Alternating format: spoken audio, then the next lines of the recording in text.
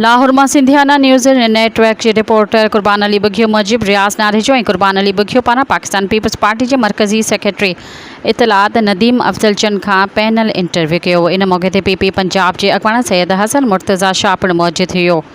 नदीम अफजल जो वधिक चवण हुयो त क्या फैसला करें, क्या समझना है कि पॉइंट व्यू से कि मुल्क के सियासी हालात इस वक्त किस नहज में हैं?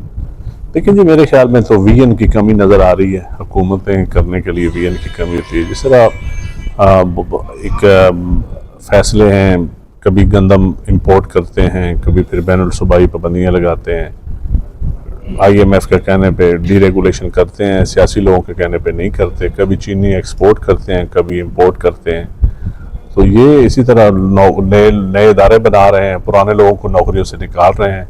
और रोज़ एक नया इदारा नारकाटिक्स फोर्स के होते हुए अब एक काउंटर नारकाटिक्स फोर्स बना दी गई है। एंटी नारकाटिक्स ऑलरेडी है, CIA है, CTD है, CCD बना दी है। तो यूटिलिटी स्टोर के बंदे निकाल रहे हैं, स्टील मिल के बंदे निकाल रहे हैं, बहुत सारे लोग, हज़ारों लोग निकाले जा रहे हैं, नए इदारे बनाए जा रहे हैं। ये बहुत बड़ी कंट्राडिक्शन है हुकूमत में, और मैं समझता हूँ ये विजन की कमी है। इससे आप अंदाज़ा लगा सकते हैं कि इनका विजन क्या है। अच्छा सर, कुछ सियासी लोगों का ये भी कहना है कि कोई सिबलिंग से लेकर निचली सतह तक, सूबाई असम्बली तक अपोजिशन है वो कोई नहीं है। इस वजह से हुकूमत, लेकिन जी जब अपोजिशन नहीं होती ना तो फिर जल्दी आपका जवाल शुरू हो जाता है। अपोजिशन हो तो आपको कोई तनकीद करने वाला हो, आप इस्लाह करते हैं, फिर उस तनकीद को सुन के आप तस्वीर का दूसरा रुख भी देखते हैं, आप काउंटर आर्गूमेंट भी होता है, डिबेट होती है। जब अपोजिशन को सिर्फ आप उलझा देंगे, वो अपने मामलात में उलझे रहेंगे, या उनका एजेंडा कोई और होगा, अफरा तफरी वाला एजेंडा होगा अपोजिशन का, अवाम के इश्यूज़ के ऊपर जो अपोजिशन नहीं करेंगे। बिलावल साहब यही तो कहते हैं कि अवामी इश्यूज़ के ऊपर आएँ, अपोजिशन करें और डिबेट करें आके असम्बली के अंदर, और हुकूमत को जवाब दे करें। ये अवाम के तो फ़ायदे में ये बात होती है। लेकिन अगर हम सिर्फ अपना रोना रोते रहें तो ये अवाम की बात नहीं होती। अवाम की बात करने वाले को अपोजिशन कहते हैं। अच्छा सर, ये एक मजबूत तौर पर तासर मिल रहा है कि पीपल्स पार्टी को पंजाब के अंदर स्पेस नहीं दे रही नूली, तो इस पर नहीं, ये तो स्पेस उन्होंने कभी भी नहीं दी। जनरल ज़ियाउल हक से लेके आज तक उन्होंने कभी भी पीपल्स पार्टी का जो पंजाब में दीवार के साथ लगाया है वो सबसे ज़्यादा तो उन्होंने ही लगाया है। लेकिन हम अपनी स्पेस अब मांग के नहीं लेंगे, ये तो स्ट्रगल करनी पड़ती है, छीननी पड़ती है स्पेस। कोई आपको प्लेट में रख के नहीं देता। ठीक है, हमारे हम इतादी हैं उनके, लेकिन उस इतादी होने का हमें पंजाब में तो नुकसान हो रहा है, कोई फ़ायदा नहीं हो रहा।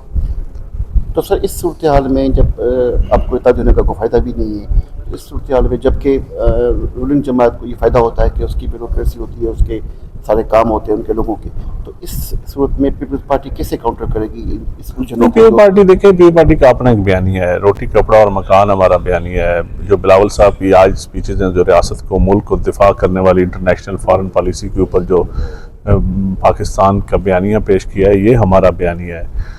जो मॉडरेट प्रोग्रेसिव जमात है हमारी, हम जो इज़्ज़त के नाम पे, मज़हब के नाम पे किलिंग हो रही है, ये हमारा बयानिया कि ये गलत हो रहा है। इस तरह रियासत नहीं चलती होती। पीपल्स पार्टी का बयानिया बड़ा वाज़ेह है। अब हमारे बयानिए के से ना हमारी ब्यूरोक्रेसी मैच करती है, ना हमारे ताकतवर अशराफिया मैच करती है, ना जुडिशरी का विजन उस मुताबिक है। जुडिशरी भी फैसले करती है तो अपना एक विजन है उनका। तो मेरे ख्याल में यही हम 26 अमेंडमेंट जो लाए थे, ये पीपल्स पार्टी का यही बयानिया था कि कॉन्स्टिट्यूशनल कोर्ट्स बनेगी और ये पेंडेंसी ख़त्म होगी, केसेस के फैसले जल्दी होंगे, अदालतों में इंसाफ होगा। इसलिए हम अमेंडमेंट्स चाहते थे, इसलिए हम रिफॉर्म्स चाहते थे। आगे ना हो तो इसमें पीपल्स पार्टी का कसूर तो नहीं है। पीपल्स पार्टी अपने बयानिए पे खड़ी है। पीपल्स पार्टी का एक बयानिया बड़ा मुनफरिद और अलहदा बयानिया है दूसरी जमातों से। अच्छा सर, पीपल्स पार्टी आने वाले दिनों में पीपल्स पार्टी पंजाब के अंदर क्या करने जा रही है? इत्तेहाद में शामिल रहेगी, जैसे कि अभी ये भी ऑपरेशन चल रही है सोशल मीडिया पर भी पॉलिटिकल। लेकिन ये फैसला तो पार्टी की CEC करेगी, पार्टी करेगी। ये तो मैं नहीं बता सकता।